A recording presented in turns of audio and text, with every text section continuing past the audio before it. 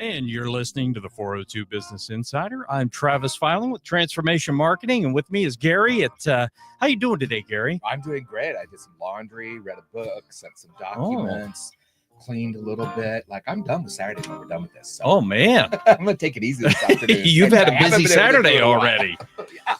How about you? I'm doing good. I'm doing really good. It's nice. funny because our first sponsor we have to mention is the UPS stores today. And when we had them on the air, we were joking around that you guys do fat heads. And what shows up in my office but fat heads of us. How crazy is that? Yeah, I guess you got to get on the on YouTube or something and check it out. But yeah, they do more than just business cards and printing. They do fat heads. Mine is like huge. Yours is like actual to scale, actual size, right? It'll end up being a dartboard at home. So not sure how happy I am about it. I thought maybe what we could do is, like cut the mouths out. So when one of us is gone and we have a guest, then they could put their mouth up there and it would look like we're still here. AI can help us with that. Yeah, that's right. And our guest today is Robin Eschliman and Dave Albers. How you guys doing? We are doing well. This is so nice of you to invite us. Yes, we appreciate it. Thank you. We always see you guys out in the hallway, and it's like we have 2 minutes to pass each other and for us to get out of the studio and you to get in and get ready for your show. And it's like, gosh, we should get together and talk. Yes, we're the Girl Lincoln show right after you guys. That's right. So that's right. I've seen you guys since I last co-hosted that show. God, that's 7 years ago. How long have you been on the air? 2010. Oh my goodness. Yeah. 15 years. 15 years. Yeah. So we just got this nice letter from Congressman Mike Flood congratulating us on 15 Completely years. surprising. Nice. Yeah. I saw that on your sweet. social media. Yeah. And he's a former radio guy, so he gets it. Yes, he is. He knows how much work Yes, it he is is. to plan a show, right? And he worked here.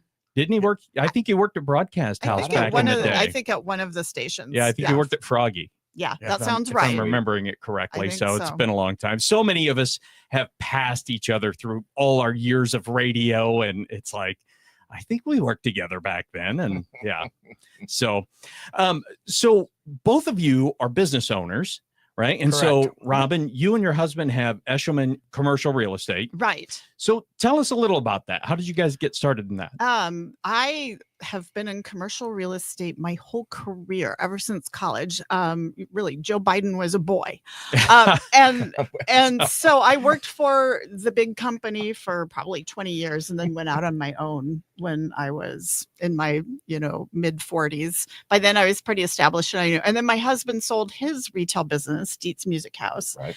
Wanted a change of career. So he came and worked with me. So we do most of what our company does is office sales and leasing, retail sales and leasing, a little bit of industrial, and business and sale of business for people that are retiring. Oh, so you actually do business. Okay. Yeah, business brokerage. I did not know that. Yeah, that's something newer that we've started doing in recent years as the baby boomers retire. So, and that is a whole really emerging industry with formulas and procedures and a different way of thinking. People used to think, I'll just, close down, there's nobody to buy my business. But in commercial real estate, we are having a shortage of real estate properties. And this is a way to get one, is to buy somebody's business. Then you get their location. Bingo. Yeah. Makes sense. Yeah. Perfect What do you sense. want to sell my business? I can make change for 100. It's been one of those weeks. That's the opposite for me. I had a good one. So Yeah. I'm going to keep mine. When did you use a broker when you sold your business?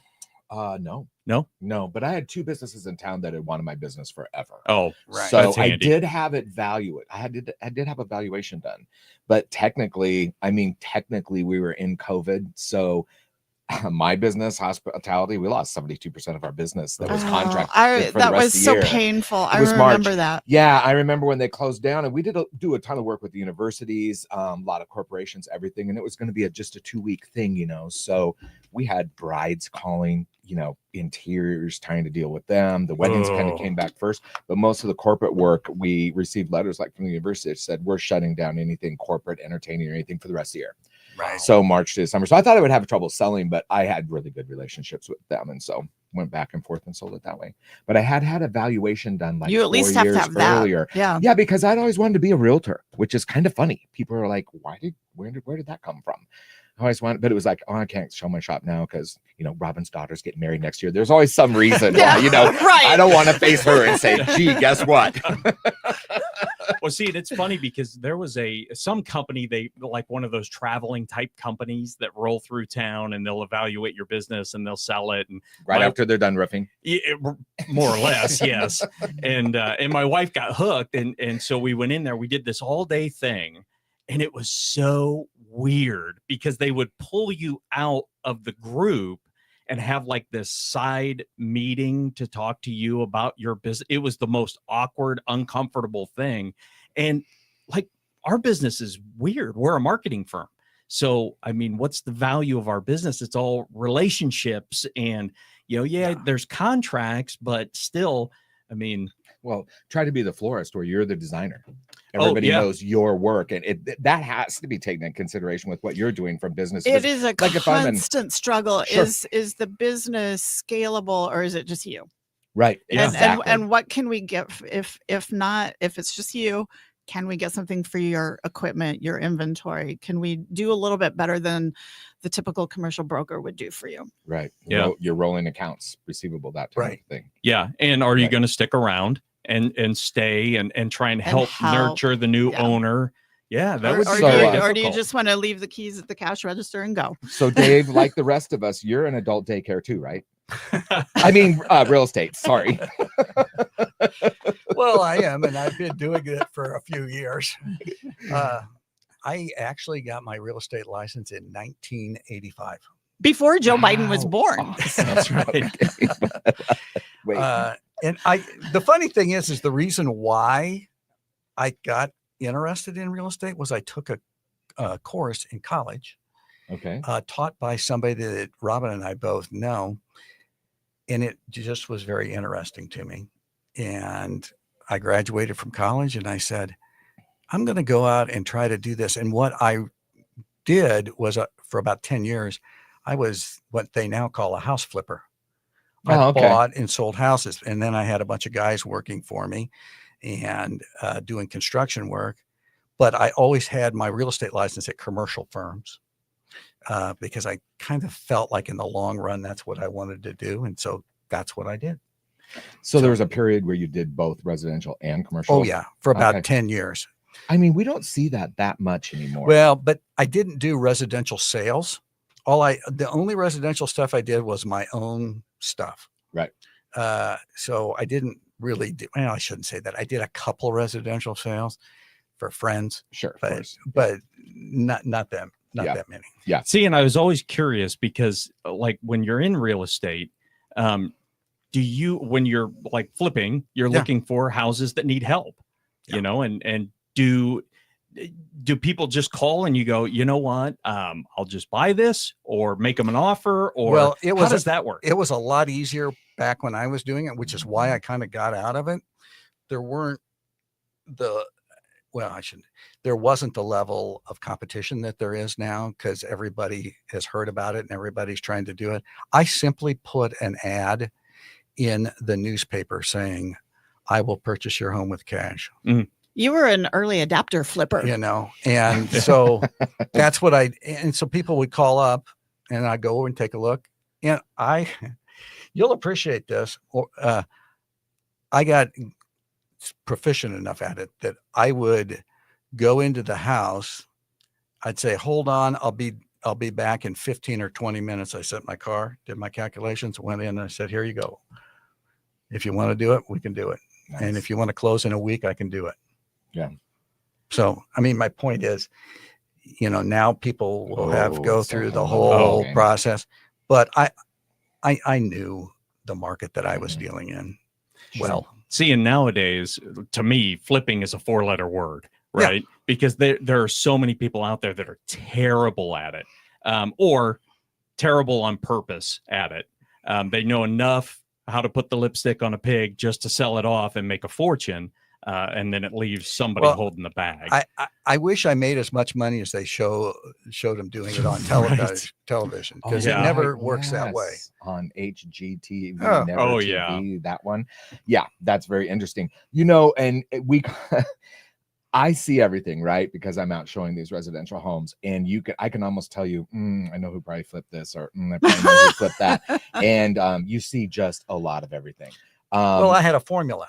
There you go. You had a process, and you stuck to your process. I did the same thing. Yep. I would send my guys in, and I go, you know what to do. Cabinets, carpet, same cabinets, same carpet. It's all the same. Yeah. Yep.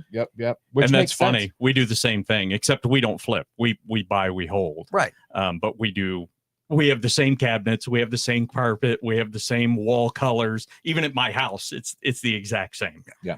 I always say at the end of the day, it is all better than it was when they found it. So they're beautifying Lincoln a little bit. You know, is the backsplash going to fall off in 2 years? That is possible. But in 2 years, it's going to be real nice. And then there's flippers, if you want to call that, do a fantastic job. There's renovators. You know, our team has bought, we renovated a home in the Knolls that was amazing. Removing the roof, the whole ball of wax, completely different than flipping. But people would be like, you flipped this house really nice. It's like, okay. Yeah. And there's less profit in it. Yeah. But at least you know that you're handing off a good property. I used to get a lot of properties that were unmortgageable. And that's how I made my money. Is I could buy them. Most people couldn't buy them. And we would just go ahead and I'd fix the problem that resolved. So you said you did that for about 10 years. What? Yeah. When did you become mostly commercial? I started Albers company in 1994. Okay. So mid-90s. And so what happened was I was there and doing both. And when I started out, it was 80% of my revenue was from the house flipping thing, 20% from commercial real estate. And within a year and a half, it flipped over completely. It was the other way around. Yeah. So that's what happened. It didn't take very long. And is commercial harder than residential? I know it's very different. It is. Every building is so specialized. You know, you can find comparables for houses. One property we have listed, it's a garden center. Where do you find comparable sales? Right. Or, Exactly. if you have a listing like a church, it's really difficult, so we spend so much time researching. Well, and you can run into other things with garden centers too. When I bought Tyrrell's in 2001, we were considering buying that building until a friend of mine said, you better check the soil, because they'd been there 100 years. Right. And in checking the soil, we realized that if you buy that, and we can't grandfather, and that because we were going to tear down the greenhouse because the profit margins were terrible. It was 12 feet of soil that Chan had to bring out from that building and have disposed of properly. Yeah. So there's so many things like that in commercial. I'm asked all the time. It's so intricate. Why don't you do commercial? And I go, it's a whole nother ballgame. Wow. Yeah, we've all had those problems. So we've got a break coming up here. So let's run to that real quick. We're talking with Dave and Robin from their respective companies and Grow Lincoln. Yep. You're listening to the 402 Business Insider. We'll be back right after this.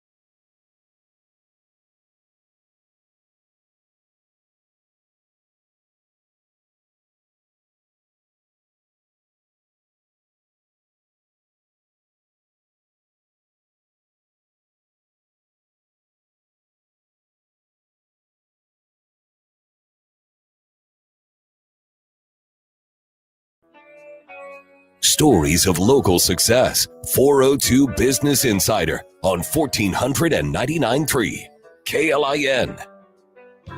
402 Business Insider. This segment is sponsored by Integrated Behavioral Health Systems and Berry Law. Today we have some really fun guests. Robin and Dave from Grow Lincoln are joining us, so we can find out a little bit more about the two of you. I listened to your show for years. I co-hosted a while, and I know you. So I mean, I know your history, but you're always talking with someone else or about someone else. So it's kind of fun to find out a little bit about exactly what you do, how you got into it. And one thing in real estate that I say a lot, I mentor some younger realtors that are in their 20s, and I'll talk to them about their brand.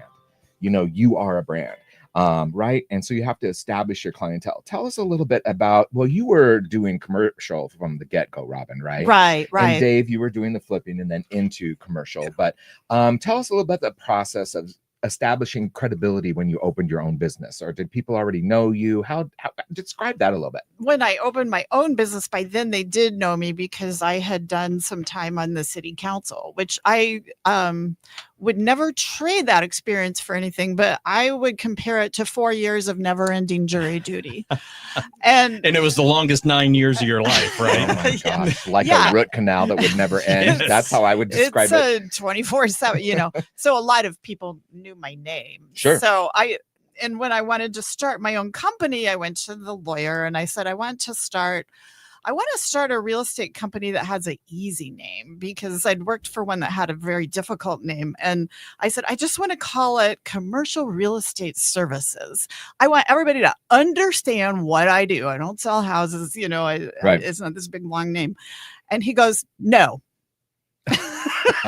He goes, your last name is your brand, and that's what you're going to call your company. So like, okay. Yeah. So, Precisely to your point. Right. There's a lot to that. Eschliman Exactly. Commercial Real Estate. Right. Yeah. Makes complete sense. So I love that. So who did you work for then before? I'm not going to tell Okay, you never mind. because actually I love them. Oh, they're still in business. They're well, still in let's business. not plug them. They're We're still not going in to give them business, any and love. I'm still personal friends with them. But it was one of those. Do you want to work your whole life at a company? Do you ever want to go out and do your own thing? Sure. And I left during city council, and it was very difficult to serve two masters. You had the mayor and the staff calling you from the city all the time, and then there's the corporate needs of the real estate world. And I'm an ambivert, and my time of healing was when I started my own company and I could just be alone, Sure. for part of the day. I'm going to ask, what is an ambivert? I'm partly highly social and partly introverted. Got it. It's about a pretty good split. Okay. So, yeah. I've never heard that term before, but I'm not well read. So, and that's the thing. I was lucky enough to be old enough when I started my business to know what my strengths were and were not. I knew especially from my city council experience, that I hated managing people because I want everyone to like me. And I knew I knew I was not going to be the kind of business owner that was going to scale. I knew that right from day one, that I wanted to be a small boutique service. And I know society wants you to scale, but that was not me. Yeah. So what was it like then trying to start a business while being on city council? Because that had to be excruciating. Because I think, I'm in small town, but I'm the mayor in Panama, and running a business and doing that, it's a lot. I'd been doing it for 20 years by that point. So my customers came with me. Okay. Yeah, I didn't have trouble. I mean, what we did have trouble with was the crash. Because the crash occurred a year or two after I went on my own. And that was just starvation for anybody in real estate. Yes. We all just starved and wrote it out. And I think it was harder for people in commercial real estate than it was in residential. Definitely. Because, as I always say, nobody has to expand their business. But, you might have to sell a house. Yeah. When somebody wants a house, they're going to get a house. Yet fear is a big motivator. And so, especially in commercial, I could see that huge as an entrepreneur. It's like, is now the time to grow? Probably not, during that time frame. So that'd be difficult. I had the same experience when I bought Terrell. So I bought the largest flower shop in town, combined it with mine, and 7 months later, the towers were knocked down. and people were not buying it. Like, oh yeah, flowers were out the window. It's like, we don't need that for anything. So it was a huge struggle. And it's interesting. We get through those times, we never get over them. We can remember them, but you get through them somehow. You get an education, don't you, when things go wrong? Yes, sir. You sure do. Well, I remember when I left KLIN, it was in the summer of 2007, and went to work with because I helped Shannon. Year I started my company. Yeah, brutal, absolutely brutal. And I always joke I traded in a 7-figure salary for a 4-figure salary, and that is absolute truth. I mean, right. End up selling off all the investments, the 401k and whatnot at half price, and then you pay the penalty. And in generally speaking, a lot of the general public think the four of us are rich because we own a business, aren't we? Right? And it's so. I've been looking for rich for years. Yes. I don't know where he went with all my money, but I mean that's kind of something. And the entrepreneurial spirit isn't for everyone. No, right? It's not. I mean, and like you being an ambivert, is that what you said the word is? I love that word, ambivert. There's part of you that loves it, and part of you that's like, this is where I regenerate and get my strength back. And I actually like computer work some alone. days. Yeah. See, for me, I jump behind my drums with headphones, or I play the piano, and that's how that's my peace time. Or go to the gym. Yeah. Yeah. Well, not you must have just been looking at my fat head. Yes. So apologies to all the people that see me in the gym with the headphones. Now you know she's an ambivert. I do the same. I do go to the gym and I do the same. But yeah, it's one of those things that the hard times really sharpen you for later business, because even when times are good, you're hustling because you have to, because you feel like bad times could be right around the corner. Oh, and the stories Dave and I tell to younger brokers, when I was a child walking up the hill both ways in the snow, yeah, we just took money for groceries out of our real estate company. Exactly. Oh yeah. Yeah. I always tell the story when Shannon and I, when we were together running our business, Menard started selling groceries, and we were using our Menard card to feed our kids. I mean, when times are tight. You had it bad. Oh. Yeah, bad timing. Well, there's the music coming. So you are listening to the 402 Business Insider, and we're talking with Dave Albers and Robin Eschliman, and we will be back right after this.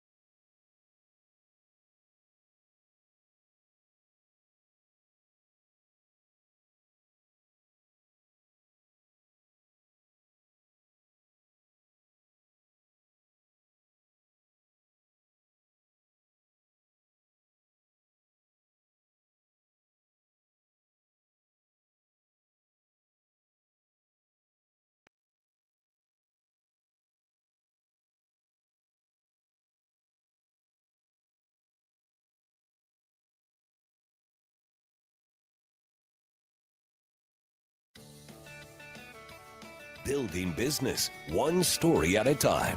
402 Business Insider on 1499.3 KLIN. And we're back on the 402 Business Insider. All that dead air was brought to you by Red Rhino Roofing and Lincoln Coin and Bullion. Sorry about that. I didn't hit the button.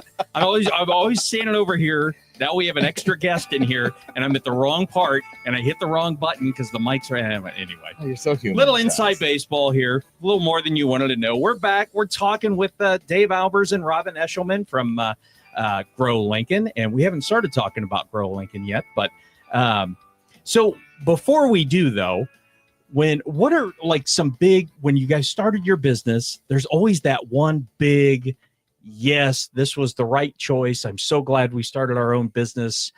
Did you guys have any big aha moment, big opportunity, something came your way that made you just excited to be owning your own business? Well, I had effectively been owning my own business in the beginning because of what I was doing with the house stuff. So I just thought, okay, I'm doing two things. I'm paying for two different overheads. Why don't I just pay one overhead? Yeah. It was that easy. Sure. And the people I worked with, I really liked them. I got along great with. Matter of fact, I leased a space from a property that they owned. That wasn't the problem. It was just, I thought, well, I'm just going to, only pay one overhead instead of paying theirs also.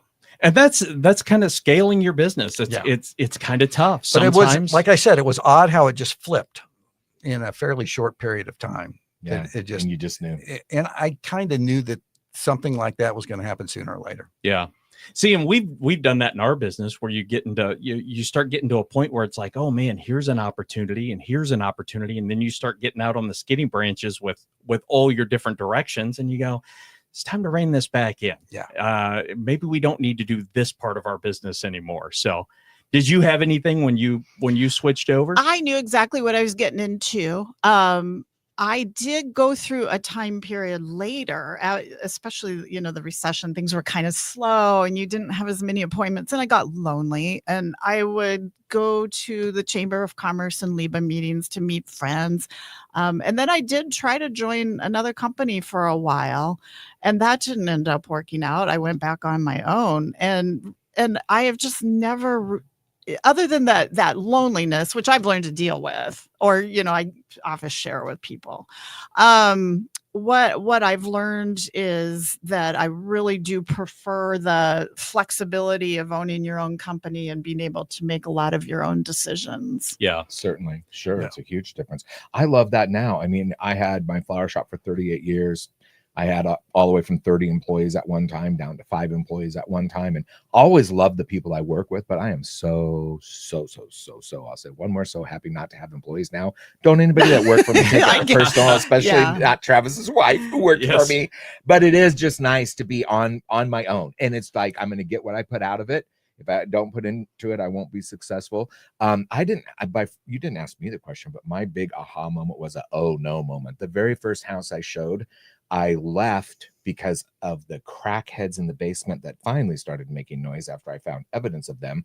Got on the porch and go, literally right now, I just want to take all my clothes and shoes off and burn them and hop in the shower, which I did go home and leave them all outside. And it was that bad. And I was like, what did I get myself into? And learned very quick. And it's been uphill since then, right? Where else could it go? So, well, I think too, I was doing hybrid and independent contractors, and, I've always had a team of 3 people around me, but during COVID, people just acted like this was a whole new thing. Mm-hmm. And I would remember that for millennia, people worked alone, worked in their home, worked at home, worked hybrid. For millennia, people did that. And I think corporate America sort of had this paternalistic attitude that you have to be managed. And I've never really believed that many people need to be constantly managed and hyper-focus put on them.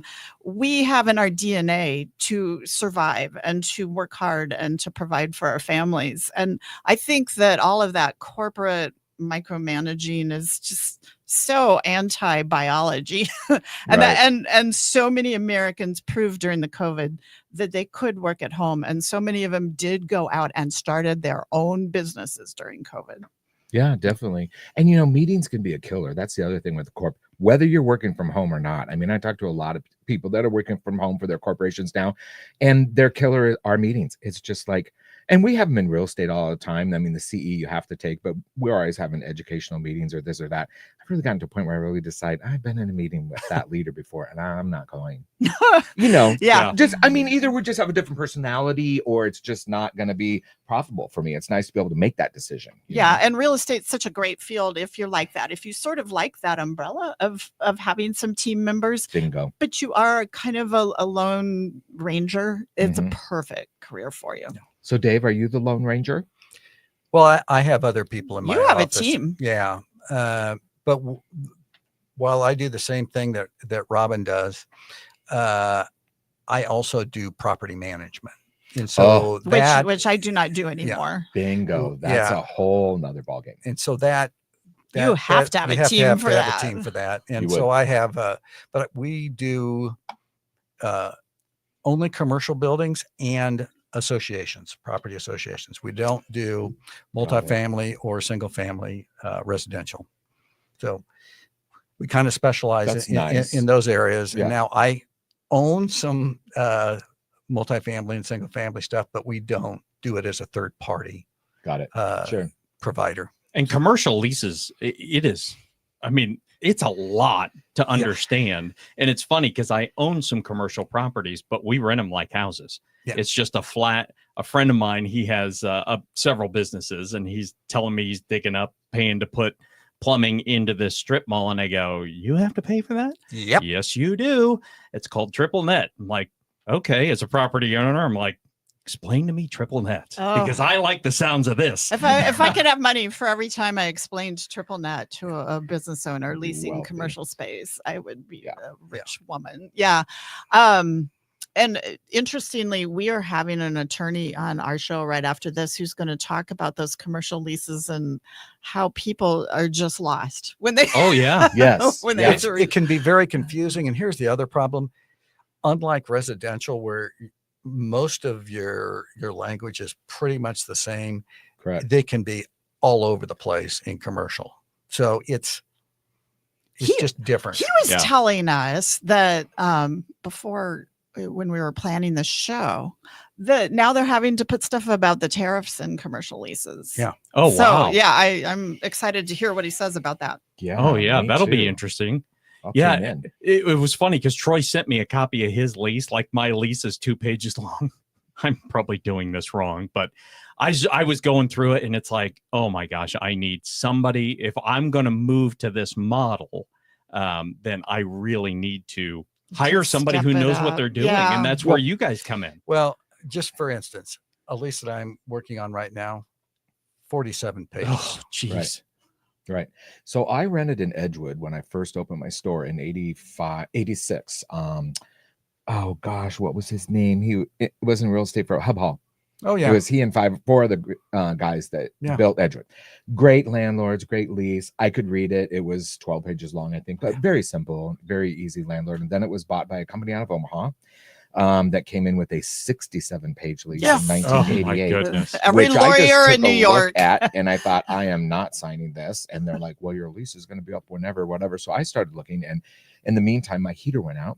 And they came in and they're like, well, here's what you need to replace your heater with. And it was $14,000 at the time. And I was like, well, I'm not replacing the heater. I haven't signed your lease. And they're just going through all this stuff, I'm sure, thinking I didn't know what I was talking about. I really didn't know what I was talking about, but I faked it super well. Oh my gosh. Anyway, in the meantime, I hooked up with Marlon Schwartz, who had built the old Cheney Plaza across the street. He's a client of mine. Is he? Great guy. Oh, yeah. And rented from him then for the next 33 years. And one of the best landlords I ever had. It was just amazing.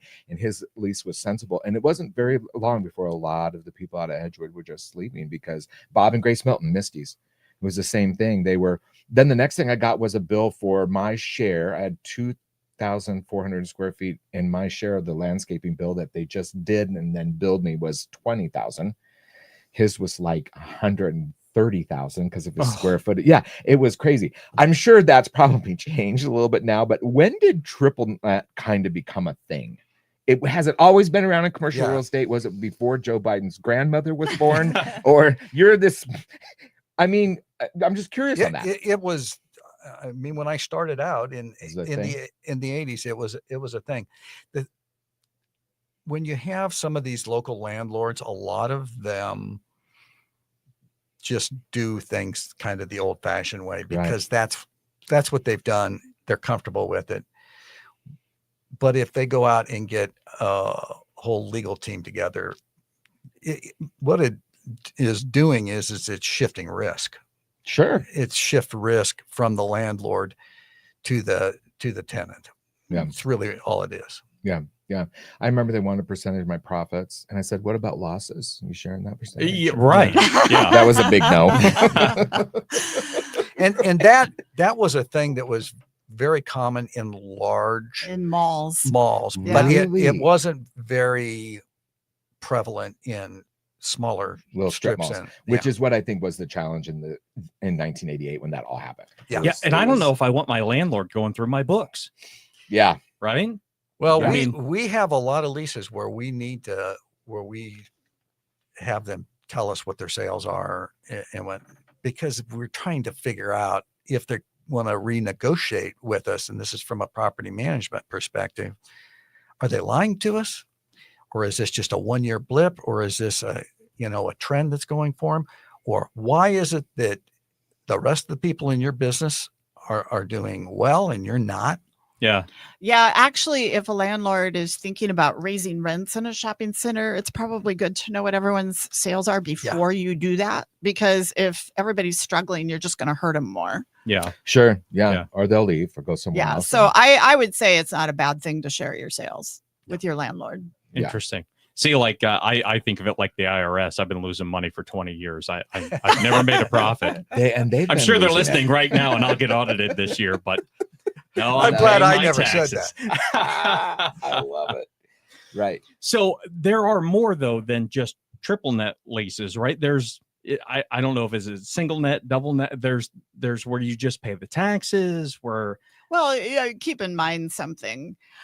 If all you want to do is just pay the electric bill and you think the landlord should pay everything else, he's got to charge enough money to cover all those other things. Oh, yeah. Otherwise, exactly right. Why would he own that property? Right. Correct. He's not in a charity business. Yeah. So you're going to pay it one way or the other. Yeah. That's we're having the conversation now with our tenants going taxes and insurance. Oh my gosh. Insurance is going through the roof. It's like, the rent has to go up because I do tell tenants, the triple net, as we call it, is more precise. Otherwise, if you refuse to sign a triple net lease, the landlord's just going to have to take a guess. He's going to have to raise the rent, and it might be too much, but at least you'll have one solid number that you always know.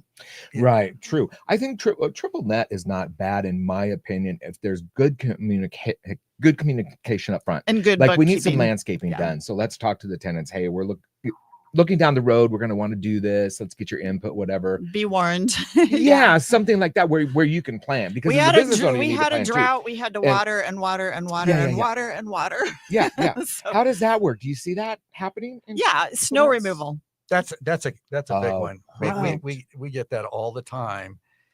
We had several years ago, we had significant snow removal issues. We had an association that was over budget by $70,000.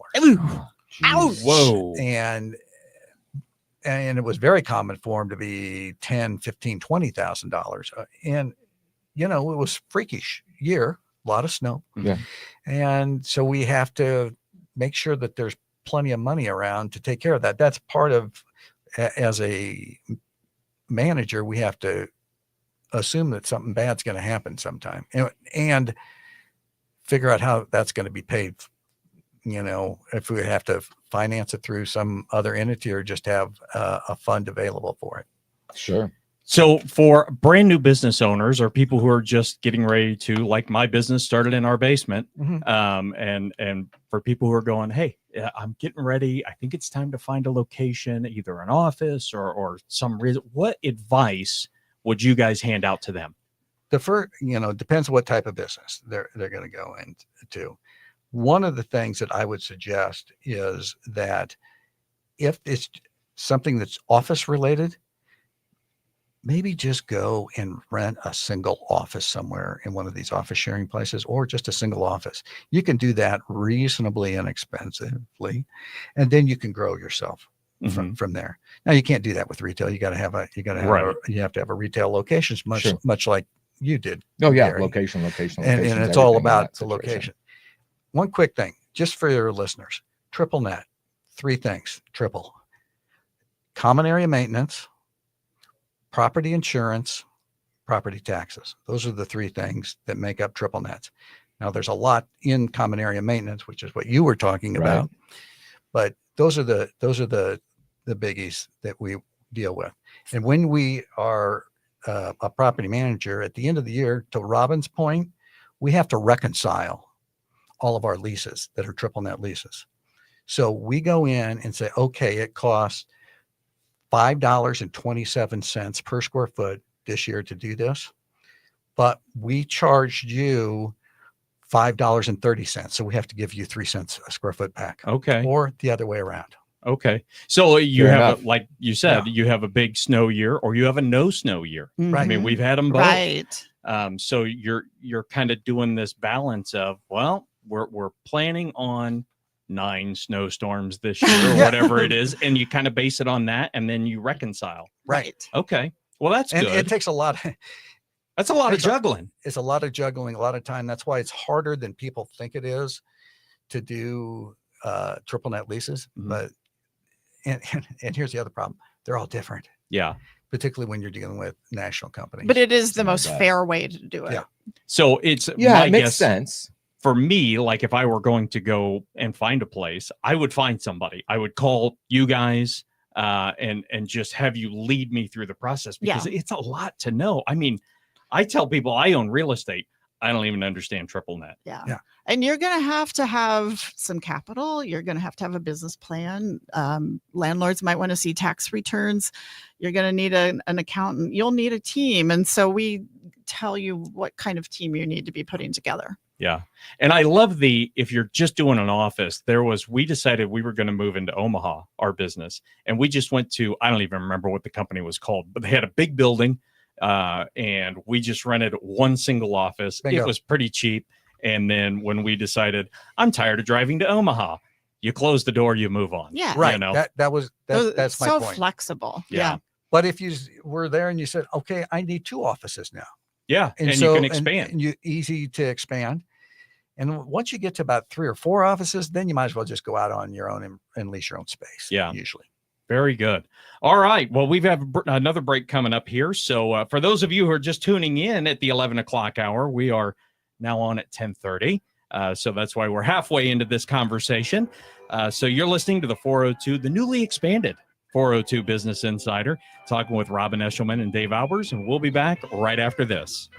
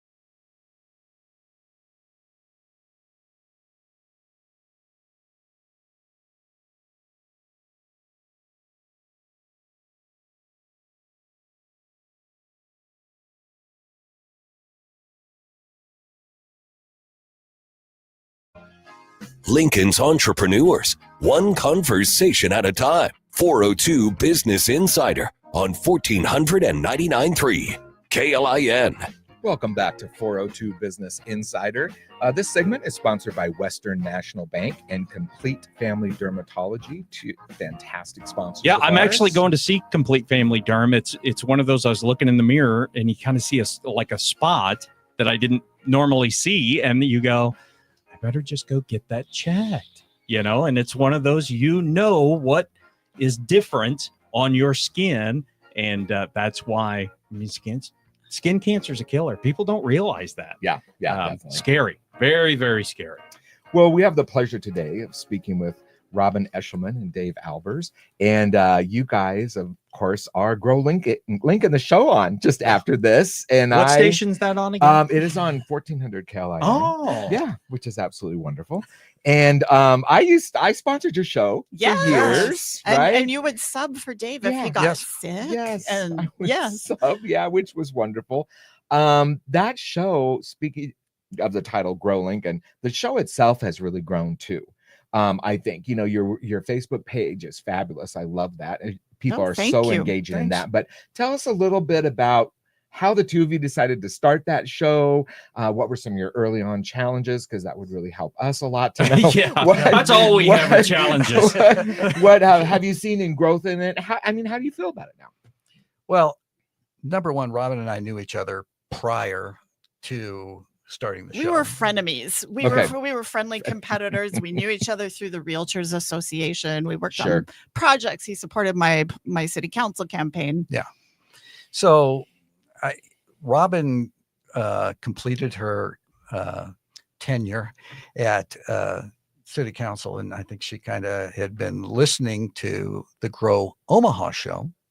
And we had talked about this. There were developers in Lincoln that knew there was this show in Omaha, and they kept saying, could we get something like that in Lincoln? Because Lincoln had been in a 10-year war with itself over whether it wanted to grow. And we were at the point where there was an arena being proposed, and the polling, they knew it was maybe 50-50. Yeah. Sure. So that was when we launched. Yeah, I mean, that's kind of what started. I will say we did go and meet with one of the guys from the Grow Omaha show and he gave us some they were very advice. Supportive. Yeah, very supportive. They were honored. They were our first guest. Oh, wow. How cool is that? Show. Yeah. Is it the same guys doing it? Yep. Okay. Same guys doing it in Omaha. Yeah. Well, it's been very successful. I mean, I love listening to it all the time. Your show is just really we have a really tight formula, and we've followed it from day one. We're fast paced. 5 segments. 4 of the 5 are interviews. Most of those are our sponsors on our show, but we do pull in some people from the outside every once in a while. And then the 5th segment is businesses opening, closing, and moving around. And that is what people love. I love that too. They love that segment. And see, we get a surprisingly large number of residential realtors who listen to our show. Yeah. Oh, sure. Yeah. Definitely. That would make sense. That wouldn't surprise me. I bet you a lot of radio salespeople do. Yeah, I laugh because I left radio sales in 2007, and then the show came on. I'm like, where the heck was this show when I was selling radio? Yeah, the sponsors get to come on the show, and they also get to run commercials on the weeks that they're not on the show. So their name just keeps popping up. We promote them on social media. We give their name inside the show. So it's been a great relationship, and we get a lot of our news from our sponsors. Yeah, definitely. Of course you do. What were some of your early challenges? We were very nerdy when we first started, very bookish, very almost more like little professors trying to teach people. It was more, we started out thinking it was going to be a teaching show. Got it. Like an education thing. And really, I think, Dave, wouldn't you say that Jack Mitchell probably influenced us more than anybody?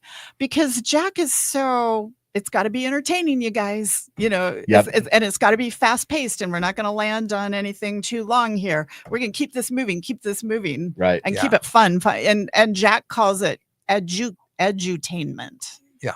And so we really had to reorient and make it an entertaining show. I think she hit the nail right on the head. I mean, we were trying to be a little too NPR, college, college classy. Yeah. But there's certain groups of people that like that, and then a lot of people that like something more fast-paced and quick. Well, and the thing about radio, especially if you're driving in your car, at home too, now with your remote controls and everything, is if you get a little boring quick, it's really easy to just go to the next station and not hold you can lose them right. at a roundabout if you're not interesting enough. Yeah. No, it's absolutely true. Yeah. One other person that I think helped us was John Baylor. Yes, we went to him for coaching. Yeah, we talked to John Baylor and had him listen to a couple shows, and we went over to his house and sat down, and he said, "You need to do this, this, and this." And you know what? He was right. Yeah, yeah. I've seen your show grow and develop, and now that we're talking about this and you're mentioning it, I can go, that's what it was at the beginning a little bit sometimes, where I was like, oh, it's, for me, I was like, oh God, it's Saturday. I don't want details. Right. And then right. Like that exactly. wasn't entertainment at all, and then it's pivoted a lot since then. I mean, it's a popular show. I love it. You mentioned a word that's interesting, roundabout. So I never started taking Dramamine until I started showing houses out on Yankee Hill. Dramamine Hill Road. I'm telling you, it's like, where do you want to look today? So I'm doing my little map. I'm gonna have to take my Dramamine. I'm going down Yankee Hill Road. And it's just like I like it now. I like them too now. So because I like them too now. They work, but you tell somebody, okay, there's a building at 78th and Roundabout. They know exactly what you're talking about. Yeah. Oh, that area. What's it called? Oh, Yankee Hill. Yeah. I love that. That's so true. So I was driving in Spain not that long ago, and my navigator's like, oh my gosh, the next roundabout, it's 5 lanes, and we have to take the 9th exit. And he's like, 9th exit? How do you count? And now I'm in the roundabout now. So I'm just boom, take it and go. And how'd you do that? And I go, well, I went faster than everybody else, and I counted really quick. But I love them. But it made me think about, they were originally talking about putting one on 48th and O, and everybody was like, oh, that'll just be accident after whatever. And it's like, large ones work just as well as small, as long as people know what's going on. They are very, very expensive. And the city tries to push that cost onto the developers that are building out. They try to make them participate in the cost of a roundabout, which is way more expensive than a traditional intersection. And the city is really, just kind of abandoned its responsibility on roads. They've sort of over decades said, and all cities have done this, it's not just Lincoln. And they've said the developers need to bear their fair share of the cost of roads. And here we are 20 years after that kind of a policy, sitting around wondering why the cost of housing is so expensive. Right. Why can't we build affordable housing? Well, because we don't have a shared commitment by the entire population to pay for the roads. We're trying to force that onto just new home buyers only. Yep, exactly. And why is the cost of the same house in Omaha so much less expensive there than it is here by the same company building with the same materials, with the exact same floor plan, and very similar on square contingencies part of it? Oh gosh, we could go down a whole net. We're gonna that would be a whole sermon from Robin. Right. Yeah. We'll have to have you back for first ever, probably never going to happen, all day show. And we will talk about development and cost of development. Wind her up and watch her start. Yes, I know. Oh my gosh. No, I used to listen to you on the city council about it, and I was like, it made so much sense. And I remember when Grow Lincoln was first starting, you were talking about development. And at one point in time, you said something where you said what the city really needs in order to catch up for inventory, which, by the way, we still need big time. Inventory is terrible. I think there were 812 houses on the market last week. When I started in 2021, it was usually 150, 200. You put the sign in the yard, sat in your car with the sold sign, and put that in 20 minutes later because they went so fast because interest rate was nothing, right? But the truth of the matter is we have a huge inventory problem. We should have 2,500 on the market forever. We lost tons of builders in 2008. That decade, we only built like 5.7 million homes in the United States when we really need to be building about 25 million. And I remember you said several years ago, this is a good thing, don't panic. And you said, we need a moratorium on a lot of these infrastructure things that are being put on the builders so we can build a lot of homes and make it easier and catch up with inventory. Now, I didn't word it as well as you do because not as eloquently. Yes, no. I'm just starting on 3-syllable words, but you use 5-syllable words. And so I know. So I've been for over me, here Robin, going, where's my dictionary? there's sometimes where I'm Googling, what did she say? Oh, that makes sense. No, I'm just teasing. But there's a lot to that. And I always love tuning in to Grow Lincoln because not only did I find out what businesses are opening and what businesses are closing, but also just the insights into what does it take to grow a city? What does it take to grow business? Of course, it takes that, but so many other things. And the partnership between city and developers, government and private sector is so important. Yeah. There's a lot of regulation out there and it costs money. So right. Yeah. All the time. Yeah. I'm real curious to see if we have to figure out our building situation in this town because their homes are going so lightning fast. And I think I'm in a small town. And the house across the street listed, I could have bought this house 5 years ago for 180. They listed it for 379, I think it was. And I thought, that's never going to happen. 24 hours, it was gone. I'm like, wow. Now's probably the time to sell. I don't know. Is now the time to sell? It's never time to sell. You got to remember. Where you can move to? Gary says yes. Travis says no. Yesterday don't ever was sell. better, but we can do today. That's the nightmare. That's what Shannon and I talk about that because we're right on the verge of being empty nesters going, I don't need all this house anymore. Yeah. And I have a swimming pool that I never get in. I just play junior chemist all summer long and spend money at it and go, we should probably sell this thing. And she goes, where would we go? We'd pay more money for less square footage. And she's right. And she's absolutely right. Yeah. Well, we're up against a hard break again. So you are listening to the 402 Business Insider, and we will be back shortly.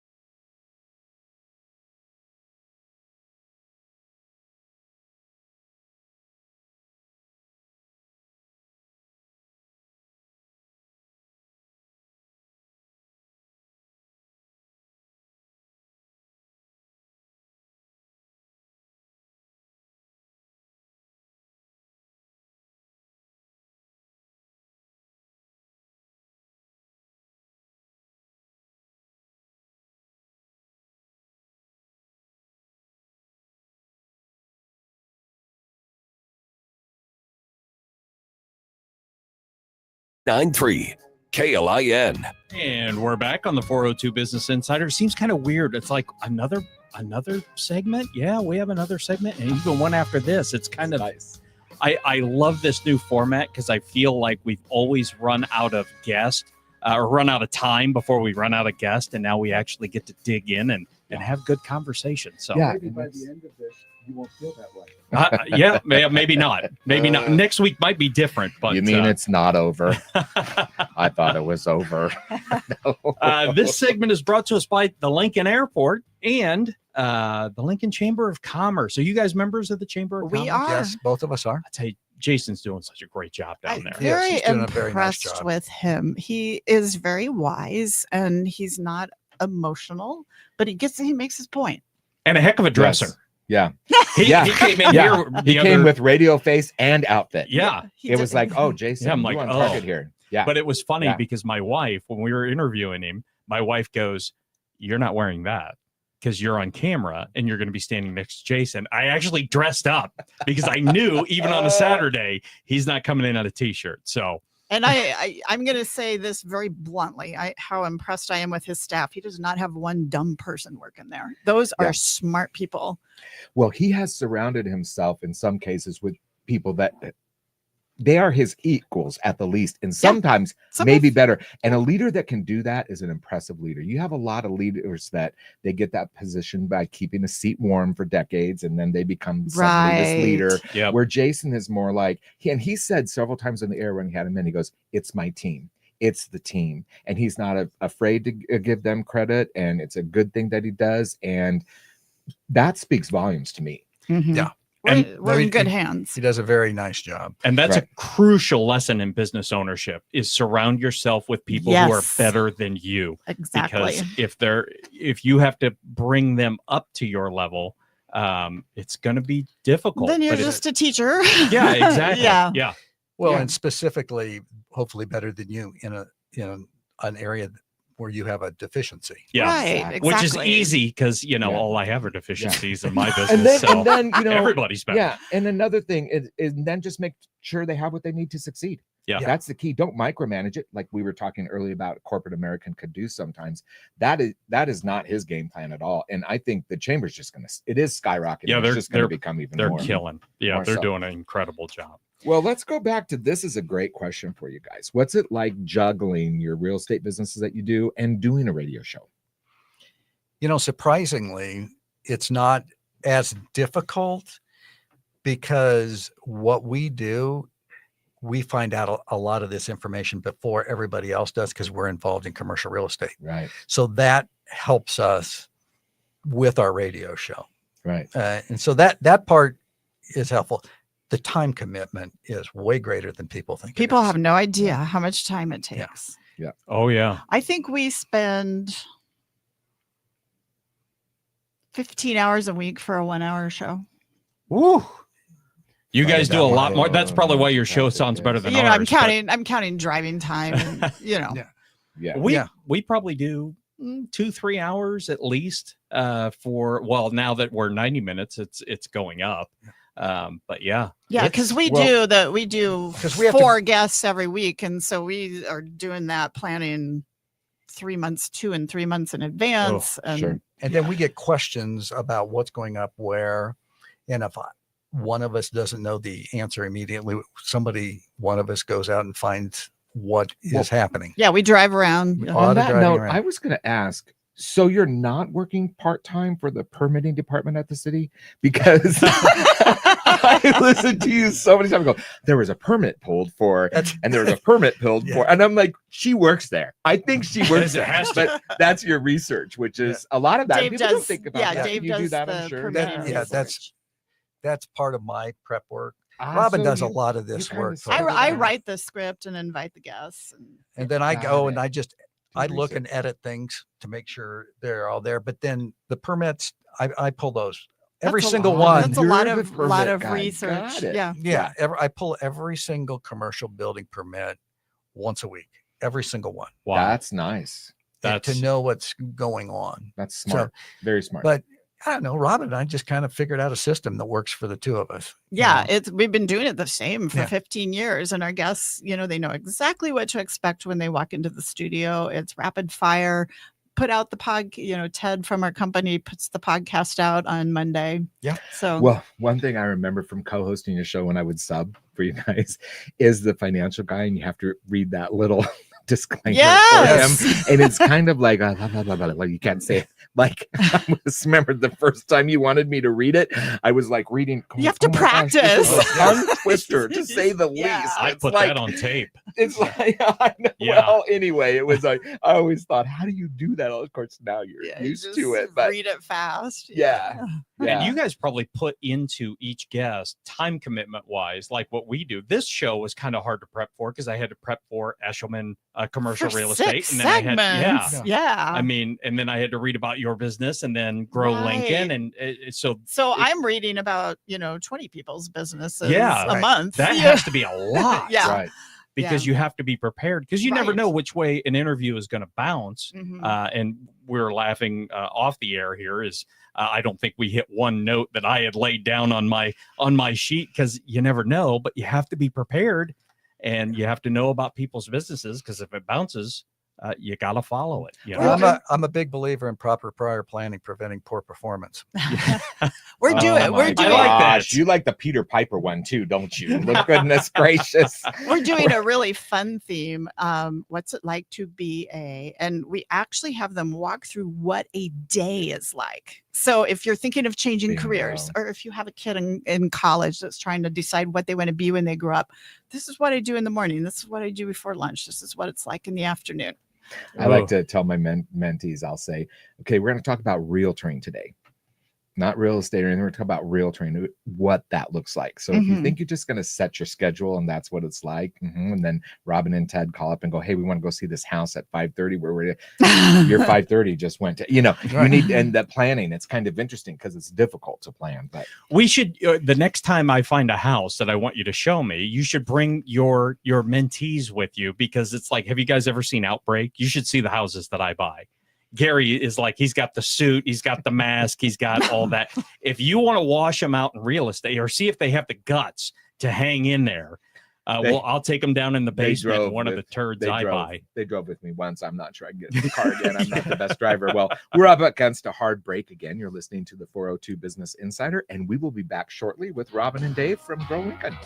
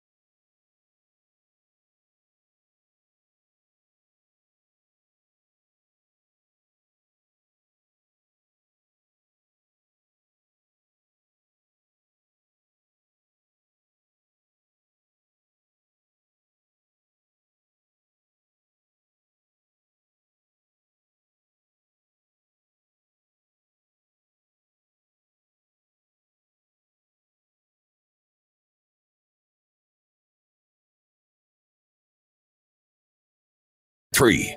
KLIN. And you're back for the last segment of the 402 Business Insider. This segment is brought to us by James Arthur Vineyards and Sutter Heyman Jewelers. So absolutely love those guys. They sponsor your show too. Yes. Yeah. Yes. Sutter Heyman does. Yeah. Yeah. They're and great guests. They know what's going on downtown. They tell us. They do. Yeah. I love that. And they have been a long-term sponsor of our Probably show. since day one. Yeah. Long-term. Yeah. Yeah, they were anytime I co-hosted. They were all, yeah. they've always been a Yeah, we've sponsor been for a doing long their time. marketing for 25 years now. Have you? Yep. And so that was one. It's like it all the contract comes to us and it's like, yep, ink that's easy. Megan Bertle comes on our show. She is fabulous. She is Uh-huh. wonderful. She could be a radio show host. So, Robin, if I'm listening today and I'm thinking about starting a business or have some questions about commercial real estate, how do I best contact you? Eschliman Commercial Real Estate. You can Google Grow Lincoln and find, if you can't spell Eschliman. Yeah. Nobody can. But yeah, you can find me through Googling Grow Lincoln. Yeah, it's man. Yeah. Eichelberger. Dave, how can they find you? You could Google Albers Company, ALBERS, or call our main phone number, 402-434-0292. 0292. Easy There you to go. remember. Easy to remember. Right. If Who do they you want- guys have coming up on the show today? Today we have Derek Zimmerman from Baylor Law. He's the attorney that's going to talk about, what to do about your business if you want to buy or you want to lease. Matt Kirkland is going to be in he's a realtor. Yeah, I know Matt. Yeah, and great guy. he's going to talk about, let's see, is he doing rental houses? He's going to update us on the market anyway, what the number of houses are. And then Rachel Barth will be in as well. She comes in every month on our show and lets us know what's going on at the airport. And that is a whole city up there. Yes. It is. And Yeah. all That's those something a lot of businesses- people, I don't It's a mini think they city. realize how big of an area the airport deals with. And a lot of businesses depend on the airport, and it's incredible. She's actually coming to talk to us, I think, next month. I know she's on the schedule here, probably 3 or 4 weeks. Yeah. So I like her. she's very nice. sharp, On top very of sharp. It's a nice person. Yeah. Yeah. it. She is for sure on top of it. Very. And So- you guys are going to have a long day today. You guys have a 2.5 hour day where we're complaining about going an hour and a half. So you guys. Right. And I even have meetings after that. Oh Good. man. 3 of my listings sold, so I only have 1 open house this weekend. So I'm gonna get the afternoon off too, which is rare. And now someone's gonna call because I said that. That's real train. No 101. rest for the wicked, Gary. That's right. That's it. Exactly. No kidding. How is commercial real estate business right now? For Booming, our kind of? company, it has really picked up. Great. The kind of business we do, a lot of selling business buildings to small business owners. They are the first to be affected by high interest rates. The corporates can sort of ride the storm, but the small business owner is extremely sensitive to business rates, and those things had to flatten and stop going up. And then our business began to pick up. Yeah, Same inflation. thing with our business. Things have been going reasonably Much well. better lately. Yeah.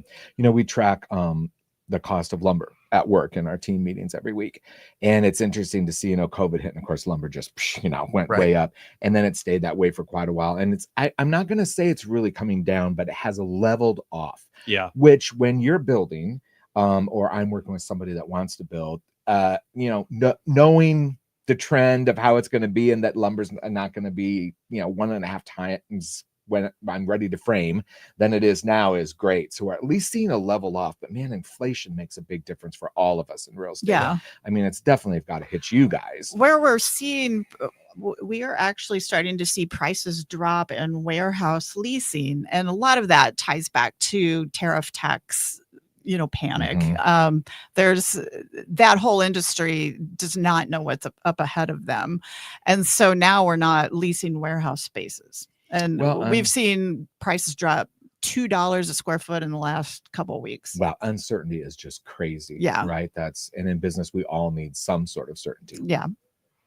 I haven't seen quite that significant of a drop, but I've seen things slow down in industrials, what she's talking about, warehouses. So still, it's been reasonably difficult for the office space already in the downtown area. Yeah, that's not been easy either. No. Office leasing downtown, that's tough. Yeah.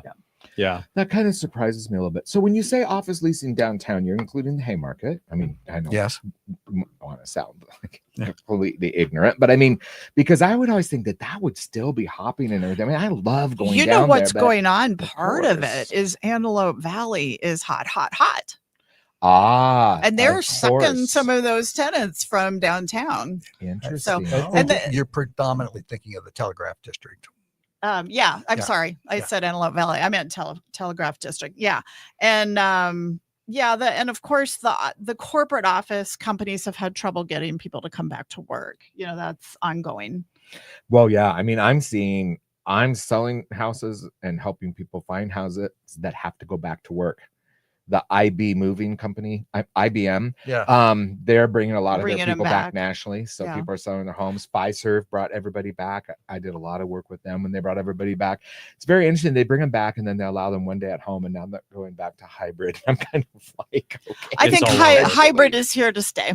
Yeah. My daughter loves it. She works at the university for extension office, the dean of extension, and she's 2 on 3 at, and the opposite the next week. She loves that. That's pretty much what we hear. You hear a lot about hybrid. Yeah. See, and I'm lucky because my wife manages our employees, because there are some people who can work at home. There's some people who can't do it. Oh, I am too. I'll find something better to do. My drums, my piano, my cat, my plants. Oh, look at that. What's this? Look over there. Where I'm at the office, I'm incredibly focused. Yeah. So just curious, hopefully Shannon and Ted aren't listening, but everybody asks me about working with a spouse. And so you and your husband own this business together. I always tell people, I go, boy, it's tough. It's really tough, but the benefits are incredible, but you have to be careful not to take it home. How do you like working? About halfway through supper, we turn it off, and the topic changes to the dogs, our daughter. Where are we going to go out to eat next time? Yes, we put limits on it, but yes, I love working with him. Wouldn't want to trade that. Yeah, I wouldn't either. It is one of those that there's nobody more I trust in the world, right, than Shannon, because I know she's going to do what she has to do and when. And vice versa. But yeah, if anybody out there listening, and again, it goes back to biology. For millennia, husbands and wives work together. This is not some new thing, right. Yeah, exactly. Sure. I mean, think about it historically. This is how we got here. It was because husbands and wives worked together. Well, see, and it's funny because Shannon tried to get me to come work with her for like 3 or 4 years, and I resisted. Because it's like, and finally it dawned on me. It's like, I answer to her 16 hours out of the day. I might as well just give her the other 8. I had to recruit. Yeah. I tried recruiting both him and his business. So like, both of you come and work for me. At least I got him. Yeah. So is there like, in my business, Shannon is the ultimate authority. Yeah. I mean, I'm just because I've been doing it longer, but I give him a lot of autonomy to do what he thinks is the best thing. Yeah. So very interesting. Fantastic. Well, thank you guys so much for coming in, and stay tuned for Grow Lincoln. You guys have another hour to go. So yes. But thanks for coming in and talking. Stick around. We look forward to our guests. It's been a pleasure being on the radio. This was so fun. Good. Thanks again, guys. We'll have to do this again. Yes. Love this. You're listening to the 402 Business Insider, and we will be back next week. And Robin and Dave are up next, so stay tuned.